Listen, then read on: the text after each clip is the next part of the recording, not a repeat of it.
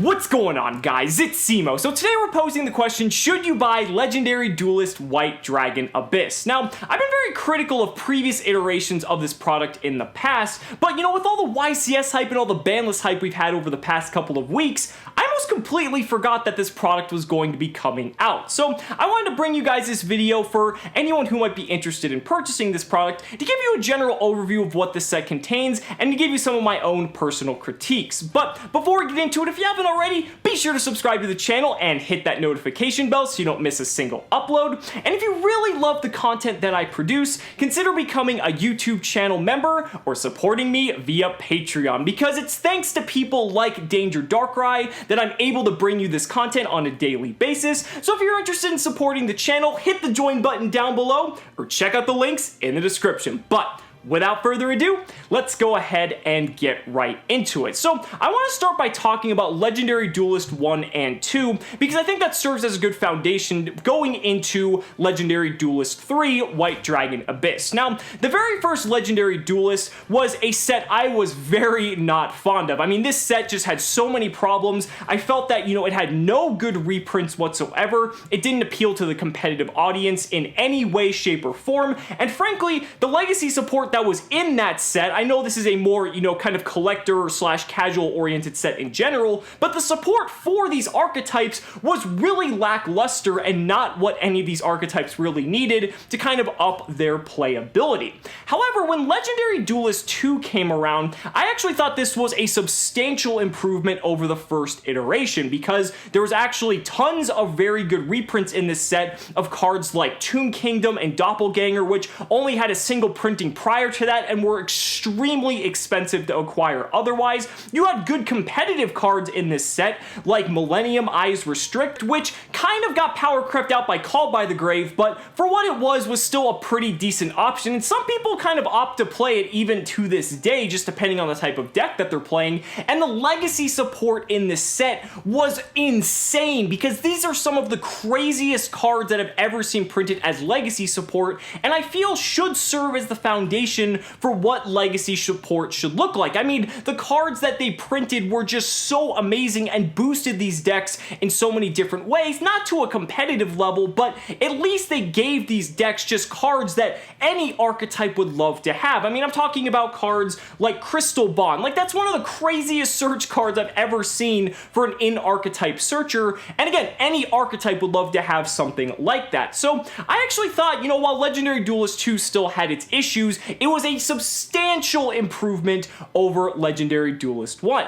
Now we enter Legendary Duelist 3, White Dragon Abyss, and I feel that the set has actually gone back to Legendary Duelist 1 and has definitely gone a step in the wrong direction. So what do I mean by this? Well, I mean that there aren't really any good reprints in here, aside from a couple, but not really anything that's too high in demand. There are basically no competitive cards in here whatsoever, except for like maybe one, but that's kind of, again, like a fringe option. And finally, the legacy support is just terrible, at least in my opinion, compared to what something like Legendary Duelist 2 provided to the archetypes in that set by comparison. So what is in the set as a whole? Well, this set offers support to 5 different archetypes. You've got support for Blue Eyes, for Cyber Dragon, for Black Wings, for Galaxy slash Photon, those kind of go together, and also the Abyss Actors. And the thing is, when it comes to these, some of these are archetypes that aren't exactly the most appealing, but they typically kind of cater to archetypes from all across the anime spectrum, so I kind of see what they're going for. It's kind of a trend they followed in the past.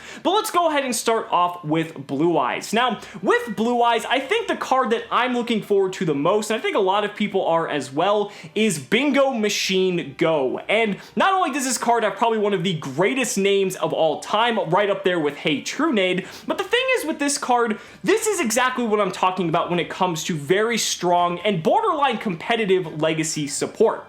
This is a card, for those of you who don't know, is essentially like a spellbook library of the Crescent, except it's in Blue Eyes, and that's amazing because one of Blue Eyes' biggest downsides is the fact that it lacks some consistency, and that's ultimately why the deck fails more often than not. I would say the deck loses to itself more so than its opponents, and that's just because sometimes you can brick pretty hard. But Bingo Machine Go has basically no downside other than the fact it can only be used once per turn. You can skew the card to basically get whatever card that you want because it has an effect like Spellbook Library of the Crescent, so that's pretty cool even though the effect is randomized, and it's just solid legacy support. These are the types of cards that I feel they need to be printing in these sets, but for all the different archetypes, not just a single one, because that's what's going to get people more excited, is that when you have very simple, very generic, yet very powerful in archetype support, that's going to boost the consistency or boost the power of these older archetypes. And again, it may not make these decks competitive. We've seen that with Legendary Duelists too. I mean, Ancient Gears, at least Ancient Gears are somewhat of a fringe rogue strategy maybe at a regional, but again, Crystal Beasts aren't really seeing any play, but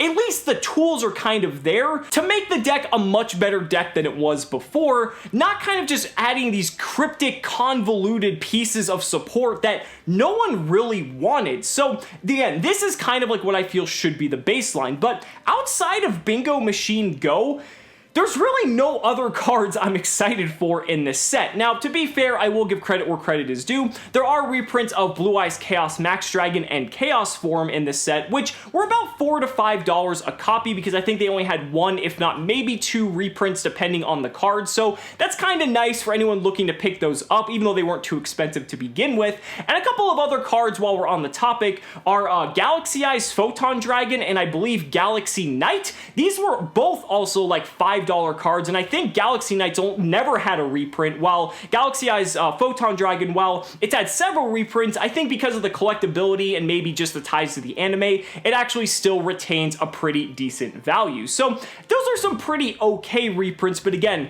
not the most in demand.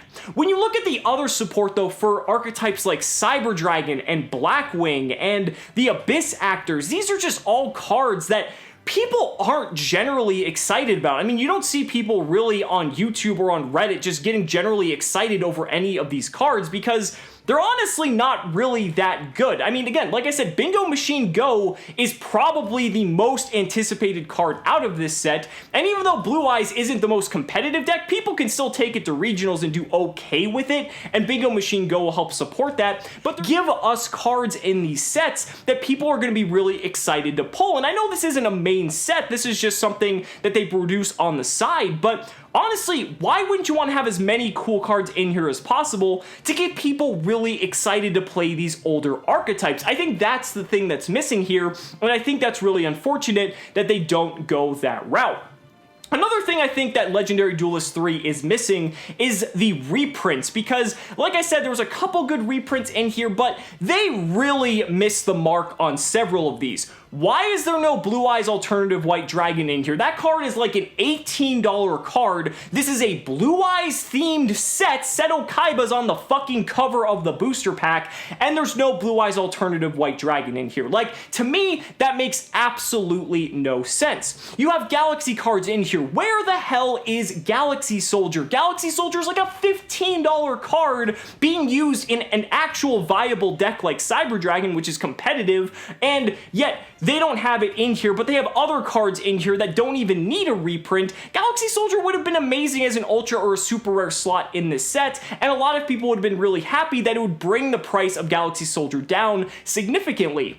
Another couple of cards. Let's go ahead and talk about Blackwings. Where's Blackwing Chris the Crack of Dawn? Where's Black Sonic? These are both like $5 to $6 cards in the Blackwing archetype because I think they've only had a single printing each. Black Sonic might have had two, but the thing is, they're still really expensive for, relative for their price and, I guess they're standing in terms of competitive viability, so why not put those in here as well? But instead, they're gonna put stuff in here like Bora or Orochi or Zephyros, like cards that don't even need reprints, yet they could have put these in here and make the set a little bit more appealing, especially to the casual or collector audience that don't feel like paying $5 or $6 for a copy of fucking Chris the Crack of of Dawn. So again, these are just my personal critiques of the set as a whole. When it comes down to it, should you buy the set? That's ultimately up to you. I don't want to be the one telling you how to spend your money, but my personal view of it is just buy the cards that you want. If you're interested in getting the Blackwing cards, or if you want to get the Cyber Dragon cards,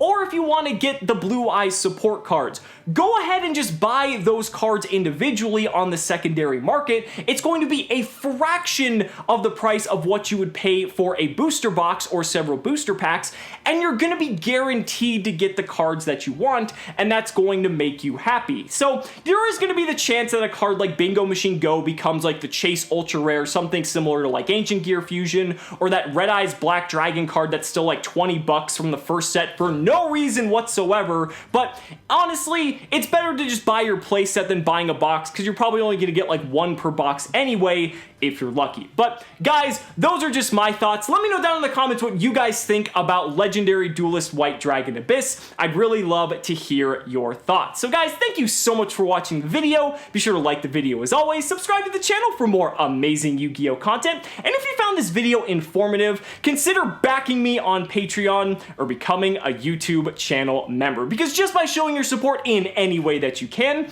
you're investing in my ability to continue bringing you amazing Yu-Gi-Oh content. So thanks so much again, and we'll see you next time.